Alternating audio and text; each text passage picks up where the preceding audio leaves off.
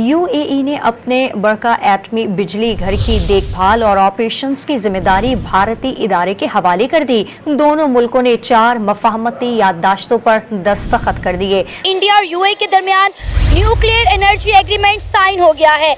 UAE ने China की बजाय इंडिया के साथ ये एग्रीमेंट साइन करके पूरी दुनिया को हैरान और परेशान कर दिया है। एक तो पाकिस्तान को हमेशा हमेशा के लिए सोच लेना चाहिए कि वो जो पाकिस्तान की अरब वर्ल्ड में अहमियत थी वो खत्म हो गई है।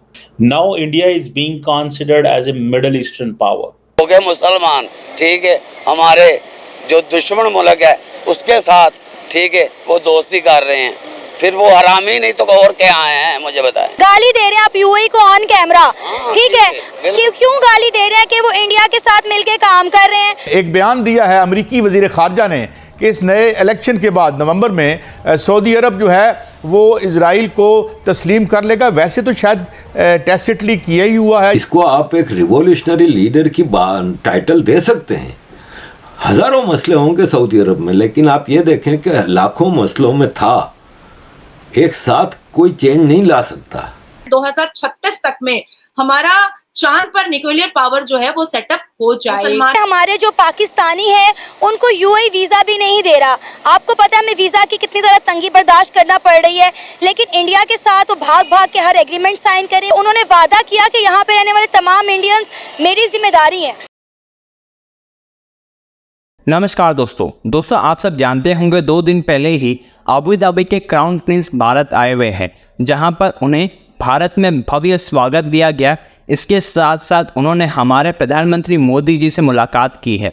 इसके बाद दोस्तों अब यूएई ने एक बड़ी डील साइन कर ली है भारत के साथ, और ये डील है $24 बिलियन का न्यूक्लियर डील, जिसके तहत भारत यूएई के न्यूक्लियर पावर प्लांट्स को मैनेज करेगा और उन्हें टेक्निकल सपोर्ट देगा। और दोस्तों आप सब जानते होंगे यूएई एक डेवलप्ड नेशन में आता है, लेकिन इस तरह का डील भारत के साथ करना भारत के लिए एक बहुत बड़ी कामयाबी है, और दुनिया भी हैरान है किस तरह से यूएई ने चीन को लात मार करके भारत के साथ ये डील साइन कर ली है। इसके साथ साथ इस वक्त पाकिस्तान भी काफ़ी ज़्यादा परेशान दिखाई दे रहा है इस डील को लेकर के, क्योंकि उनका कहना है कि भारत एक काफिर देश होने के बावजूद भी यूएई ने भारत के साथ डील की है, जो कि पाकिस्तानियों को हजम नहीं हो रहा है।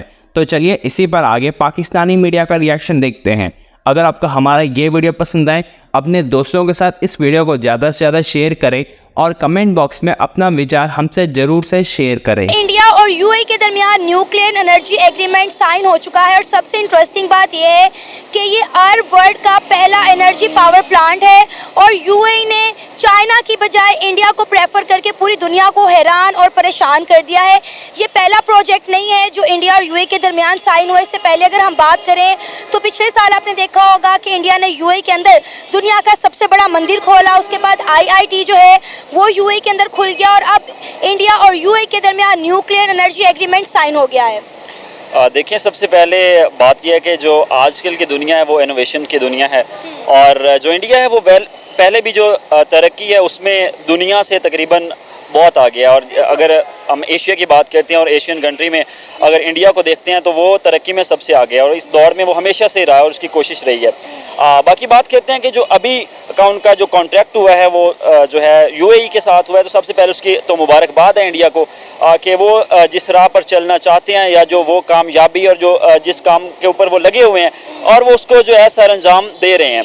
अब यूएई जो है वो चाइना को भी इस एग्रीमेंट के लिए, इस न्यूक्लियर एनर्जी प्लांट के लिए साइन कर सकता था, लेकिन उन्होंने चाइना को छोड़कर इंडिया को प्रेफर किया, और इसने मैं कह रही हूँ पूरी दुनिया में धूम मचा दी है। देखिए, ये होती है आपकी पॉलिसीज़ के ऊपर होता है, डिपेंड करता है कि जब आपकी जो अगर आप देखते हैं कि जो चाइना है इस वक्त दुनिया में सबसे ज़्यादा तरक्की उसने की है, और जो भी आप किसी भी चीज़ में जो किरदार देखते हैं वो चाइना का ही हमेशा से देखते चले आए हैं, और जो भी कॉन्ट्रैक्ट्स होते हैं, इनोवेशन नहीं आती है वो हमेशा से चाइना लाता है। लेकिन अगर आप बात करें आईटी की, तो आईटी में जो इंडिया का एक नाम है, और वो वर्ल्ड में अपनी एक अलग पहचान रखता है आईटी की वजह से।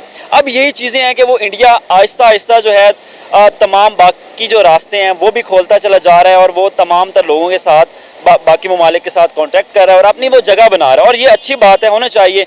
जब आपके जो लोग होते हैं, जब आप उनकी कदर करते हैं, जब आप टैलेंट आगे सामने लाते हैं, तो वो ऐसी चीज़ें प्रोड्यूस करते हैं जिससे आपका नाम दुनिया में बनता है। तो इसके लिए मैं तो कहता हूँ कि बेहतरीन चीज़ें हैं, उनको और भी चीज़ें करनी चाहिए जो दुनिया के साथ उनका नाम। पाकिस्तानियों को ना इस चीज़ पर बड़ा एतराज़ है कि यूएई को इस तरह के मामला जो है वो पाकिस्तान के साथ तय करने चाहिए थे, ना कि इंडिया के साथ। अब आप देखें कि हमारे जो पाकिस्तानी हैं उनको यूएई वीज़ा भी नहीं दे रहा। आपको पता है हमें वीज़ा की कितनी ज़्यादा तंगी बर्दाश्त करना पड़ रही है, लेकिन इंडिया के साथ वो भाग भाग के हर एग्रीमेंट साइन करे। इवन कि आपको पता है कि कुछ अर्सा पहले इंडिया के प्राइम मिनिस्टर नरेंद्र मोदी ने यूएई का विजिट किया, तो यूएई के क्राउन प्रिंस ने ना सिर्फ इंडिया के प्राइम मिनिस्टर नरेंद्र मोदी को रात के 4 बजे वेलकम किया, बल्कि उन्होंने वादा किया कि यहाँ पे रहने वाले तमाम इंडियंस मेरी जिम्मेदारी है। कि इंडिया के अंदर जितने भी लोग सेटल नहीं है वो मिडल ईस्ट में जाके सेटल हों, और दूसरा ये है कि हमें इतनी बड़ी पॉपुलेशन है कि हमें आपकी जो कमोडिटी है वो चाहिए, लेकिन इंडिया उनको नई चीज दे रहा है जो मिडल ईस्ट को चाहिए।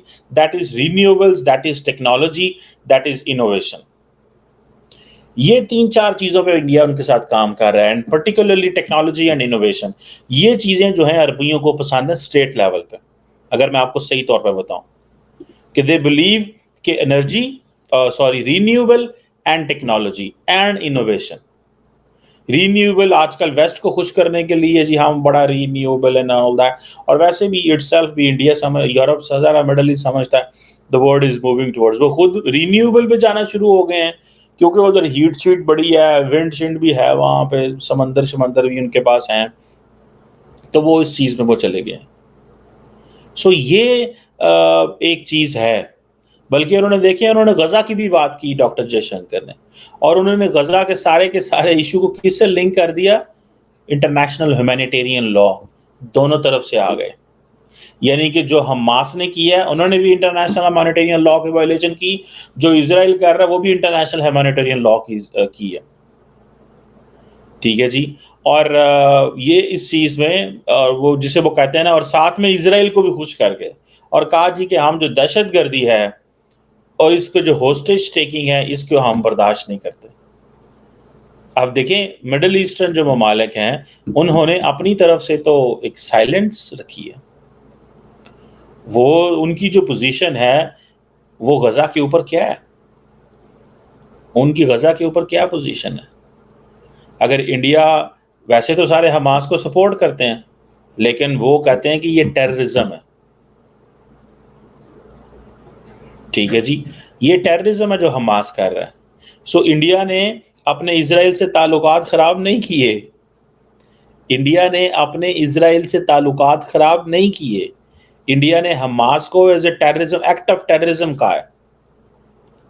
और एंड होस्टेज टेकिंग हमास ही टेररिज्म कर रही है ना, as per Israel and as per West and as per America. So India वही पोजीशन ले रहा है, लेकिन इजराइल को क्रिटिसाइज कर दिया in the perspective of the humanitarian law. उनको ह्यूमैनिटेरियन लॉ के पर्सपेक्टिव में ले और कहा कि पाइन तुसी जड़ा ना तुसी है इंटरनेशनल ह्यूमैनिटेरियन लॉ के वायलेशन कर रहे हो। ठीक है, so this is what they have been doing and saying वहाँ पे। लेकिन अरब वर्ल्ड वहाँ पे खामोश रही है। मैं आपको जस्ट मोटी मोटी बात बता रहा हूँ, लेकिन असल में जो मैं आपको बता रहा हूँ कि how India is becoming a middle eastern power, वो अपने आप को मिडल ईस्ट का समझते हैं। आपको याद है ना डॉक्टर जयशंकर ने पहला दौरा श्रीलंका का और दूसरा दौरा अबू धाबी का किया था। तो वो कहते हैं कि हम लुक ईस्ट भी हैं, हम लुक वेस्ट भी हैं। वेस्ट एशिया को भी वो अपना घर समझते हैं।